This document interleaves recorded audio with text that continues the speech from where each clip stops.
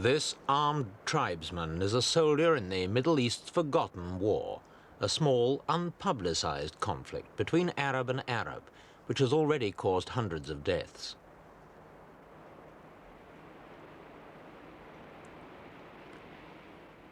This is the border area between North and South Yemen, two entirely separate nations with very differing views on the role and future of this part of the Arabian Peninsula.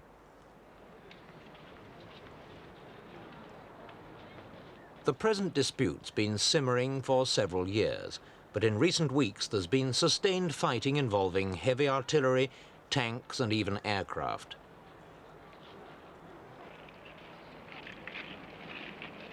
The political division of Yemen into North and South is of recent origin. What isn't recent is the Yemenis' reputation as a fierce and warlike people. Back in the Middle Ages, a dispute over a camel called Batul led to 100 years' war between rival tribes. The latest conflict is more seriously grounded, but it began in typically Yemeni fashion.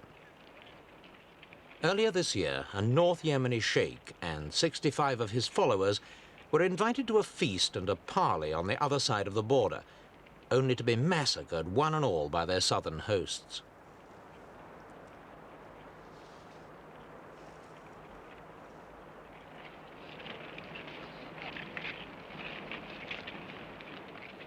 Although the present conflict may appear obscure, it's certainly not insignificant. The two Yemens are situated at the mouth of the Red Sea, a highly strategic corner of one of the world's chronically sensitive areas. Any instability is of great concern to their neighbours, such as Saudi Arabia and the other oil-rich sheikdoms of the Gulf.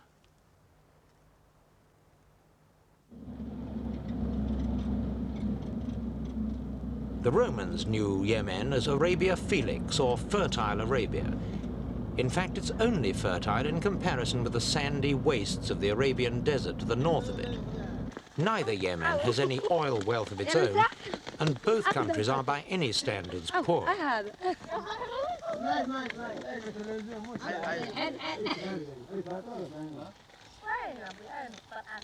These scenes could have been filmed either side of the border. In fact, they're in South Yemen, a country nearly as big as Spain, with a population of only 1.5 million.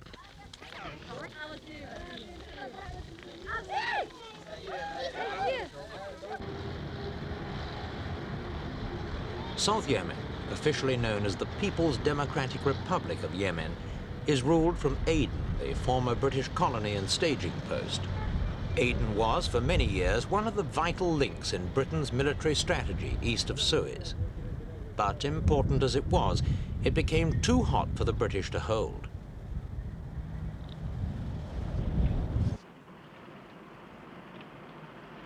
This was Aden in 1967. A 4-year battle for independence had gradually eroded British authority in the colony. Terrorist attacks and bombings became almost daily occurrences, and British troops were stretched to the limit.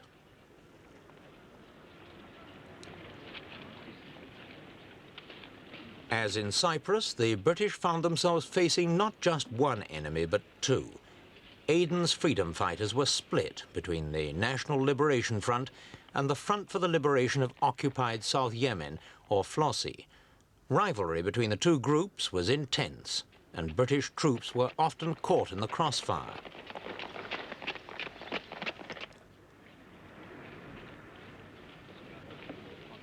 The continuing toll of British lives and property, together with a revision of Britain's East of Suez policy, combined to make independence inevitable.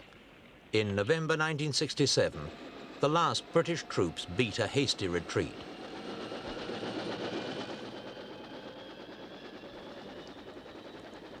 By this time, the struggle between the rival Adenese factions was largely over. The National Liberation Front had won, and thousands of Flossie men were driven into exile in the north. The streets of Aden were filled with the jubilant supporters of the National Liberation Front.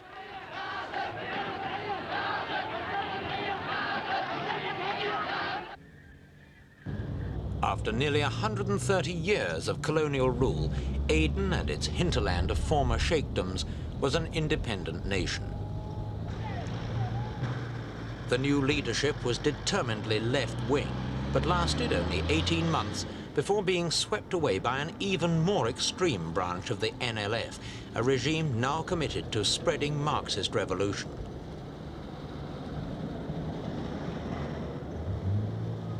During the colonial period, much of Aden's wealth had been controlled by Britons or other foreigners, a state of affairs which the new Marxist leadership set out to remedy as quickly as possible. A series of workers' revolts ended in the nationalization of large sectors of the economy, including banking, insurance, and many smaller businesses such as cinemas and petrol stations. The effect was not entirely beneficial. Many businessmen fled to the north, leading to a severe shortage of private investment capital.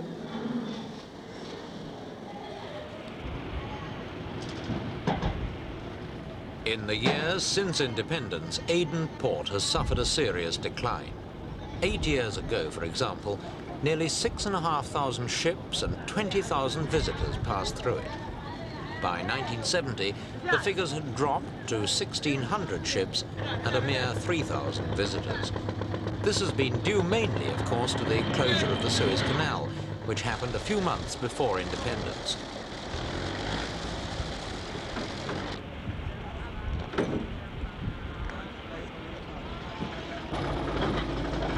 Aden's historic role as a free port ended in 1969, when import duties of up to 45% were introduced. A small free zone has been left for the entrepot trade, but Aden is facing growing competition from ports such as Djibouti across the Red Sea.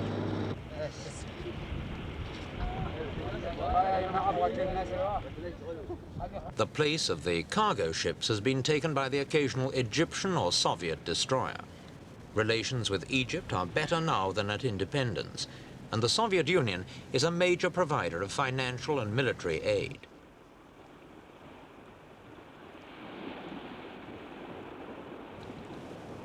One installation which was not nationalized was the British oil refinery, which is now one of the few dependable sources of foreign exchange earnings. It's one area where South Yemen can't afford to put political convictions before economic necessity.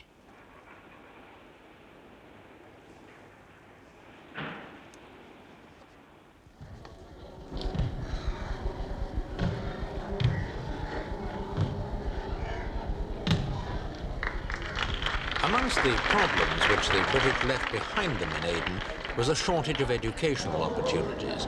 Illiteracy was high, and schools were in short supply, especially in the country areas. The new regime's aiming to overcome such deficiencies, but it's hampered by shortage of funds.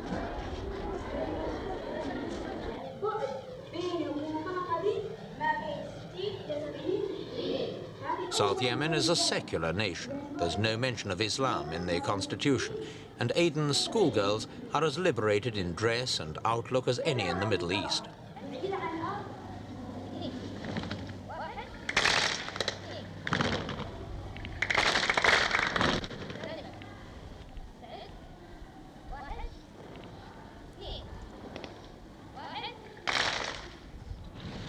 South Yemen's economic difficulties are in evidence everywhere. The fishing industry, for example, is of vital importance to the Yemenis, who are among the biggest fish eaters in the world. And yet, since independence, the annual fish catch has almost halved. The situation's not entirely the fault of the new regime. Under British rule, Aden received £22 million in subsidies from London. This aid was withdrawn abruptly at independence, and the new rulers found themselves in charge of a country whose income covered only a third of its expenses. The government tackled its deficit by steadily increasing taxes and reducing salaries.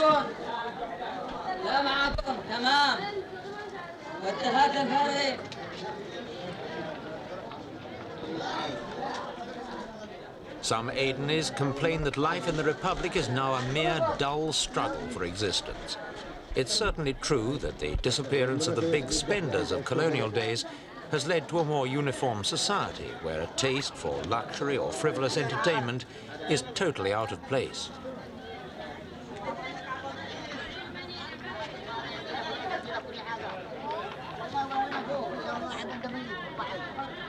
Despite its economic difficulties, the government's pressed ahead with one of its most radical measures, land reform. Before independence, most of the cultivable land belonged to the feudal sheikhs of the hinterland. Now a start's been made in distributing land to the peasants who actually work it. Farming methods range from biblical to modern.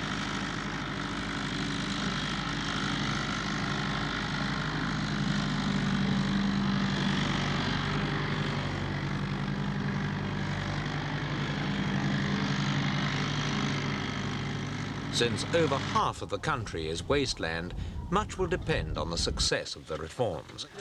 Some land has been distributed to peasants in 3- and 4-acre plots, and some collective farms have also been set up.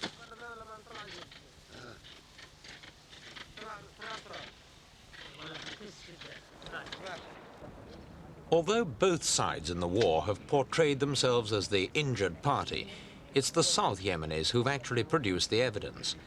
As early as February this year, they took newsmen to the border outpost of Bayhan and showed them 100 Ford trucks they said they'd captured during a raid by 2,000 North Yemenis. Also displayed were dozens of crates of ammunition and weapons which included rifles, mortars and machine guns.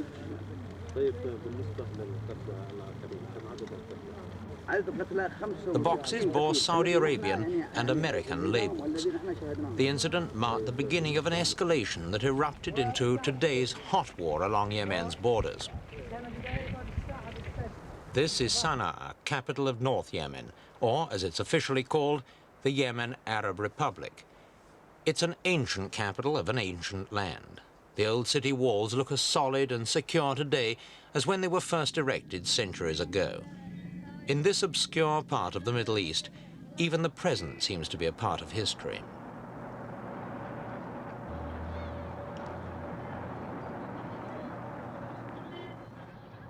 Until 10 years ago, North Yemen was ruled for 11 centuries by the imams, all-powerful feudal monarchs who were spiritual as well as temporal leaders. This coach was used by the last of them, the Imam al-Badr, deposed in a bloodless coup d'etat in 1962. His palaces in both Sana'a and Taiz are preserved as museums. The imams quite literally had power of life and death over every subject in the land. From this throne they dispensed their own personal justice to petitioners who gathered to air grievances or seek favours. The throne remains, but above it now are photographs of Yemen's new ruler, President of the Republic, Abdul Rahman al-Yemeni.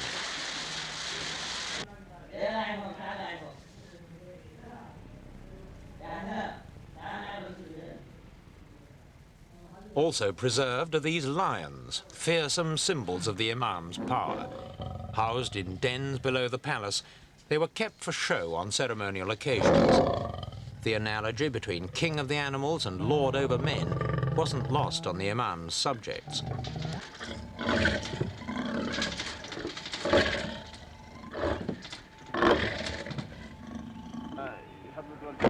The overthrow of al-Badr marked the beginning of a long period of civil unrest in North Yemen. Prince Abdullah bin Hassan, the imam's cousin, rallied royalist supporters in the hills to the north and began a struggle to put al-Badr back on the throne. It was a fight that appealed to the warlike nature of many of Yemen's tribesmen who, even in moments of relaxation, seemed unable and unwilling to forget they were warriors.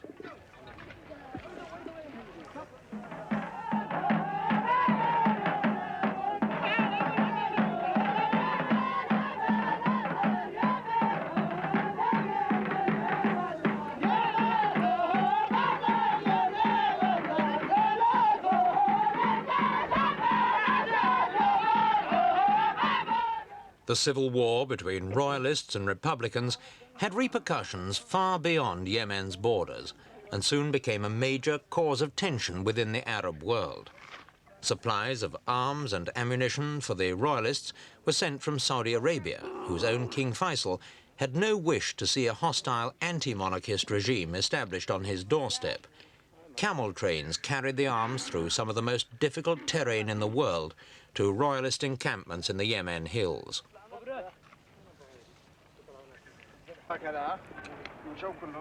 Royalist raids in country areas were very successful, and at the height of the war, Prince Abdullah and his men controlled most of the north and almost surrounded Sana'a itself.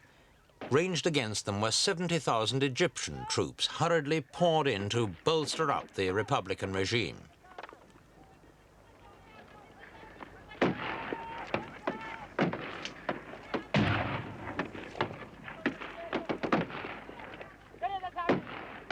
The royalist forces were only denied ultimate victory by Egyptian fighter bombers.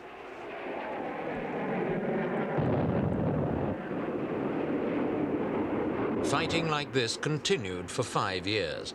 Ironically, the royalist offensive petered out largely because Saudi Arabia stopped supplying arms. With the emergence of an even more hostile anti-royalist regime in South Yemen, King Faisal transferred his support to the Republicans in Sana'a.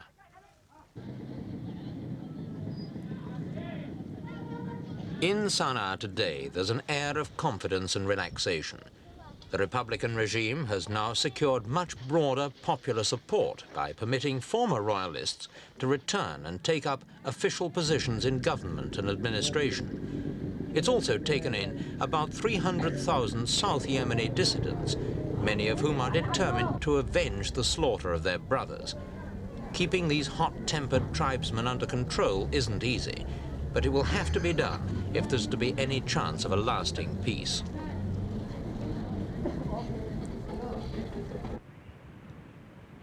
The civil war and the centuries of royal rule that went before it stood in the way of any sensible economic planning. For 20 years before 1970, for example, agricultural production remained at a standstill. Now a start's been made to modernize the country. The bullock will slowly give way to the tractor. Subsistence farming will eventually be replaced by a market economy. Economic aid is flowing in from the United Nations, Saudi Arabia and Kuwait. And there's the prospect of more to come from the United States, which established diplomatic relations with North Yemen this year.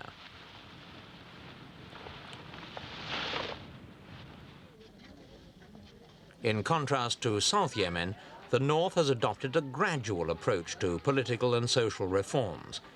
Evolution, not revolution, is the watchword in Sana'a, and this has helped to create the climate of stability so vital to large-scale economic investment. North Yemen is still poor. Last year it had to borrow £5 million just to pay its civil servants. But its prospects look better now than they've ever done before, and that's all the more reason why it's in the North's best interests to settle the present conflict with South Yemen as quickly as possible.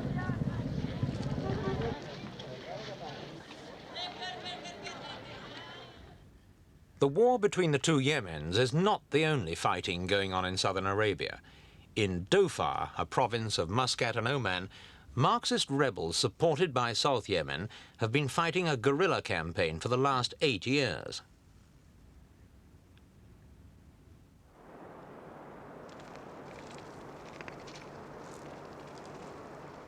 These soldiers belong to the 10,000-man army of Sultan Saeed bin Qaboos of Oman. Their job is to prevent the rebels taking control of Dhofar, from where they try to spread revolution throughout the Persian Gulf, which contains half the world's oil.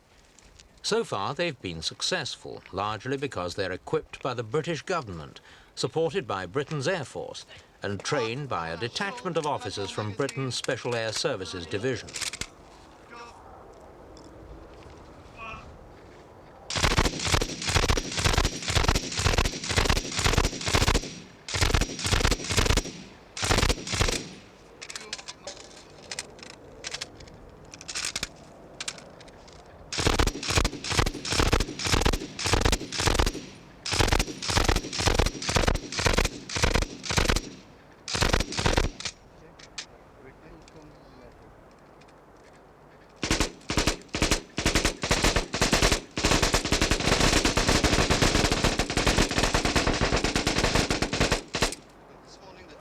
Training with the machine guns was good.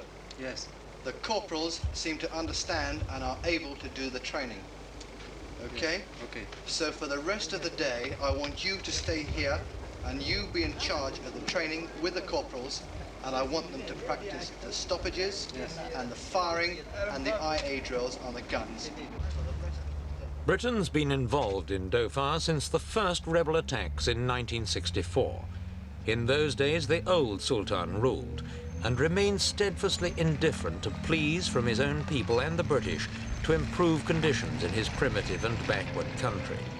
With oil revenues totaling £30 million a year, it was certainly not lack of money that prevented reforms. Finally, 2 years ago, the Sultan was overthrown with British help and replaced by his son. Since then, the war in Dhofar has gone steadily against the rebels.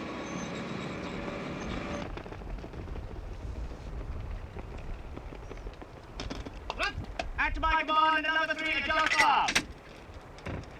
HG 117, charge at 3. Number 3, loader. 1, fire.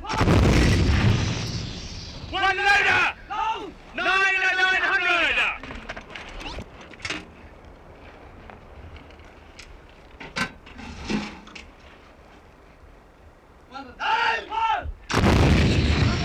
Gone. 2, fire.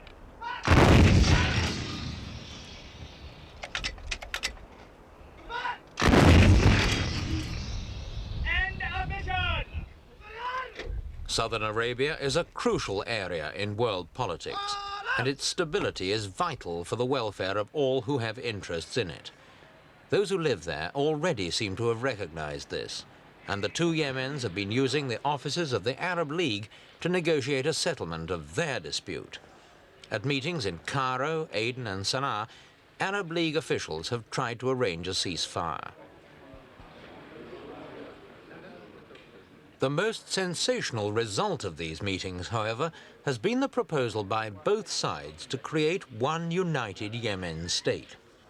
On the face of it, this seems a surprisingly friendly gesture from such bitter opponents. North and South Yemen are very different in their political philosophies, and the tribal hatreds that have been generated in the last 5 years are not likely to be forgiven or forgotten easily.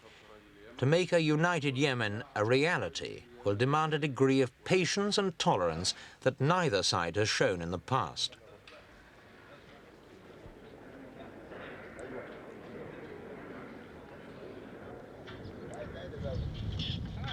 The experience of other disputes between Arab states does not hold out much hope that the Yemen problem can be solved quickly or easily. There may be too many old scores to settle, too many deep wounds to heal.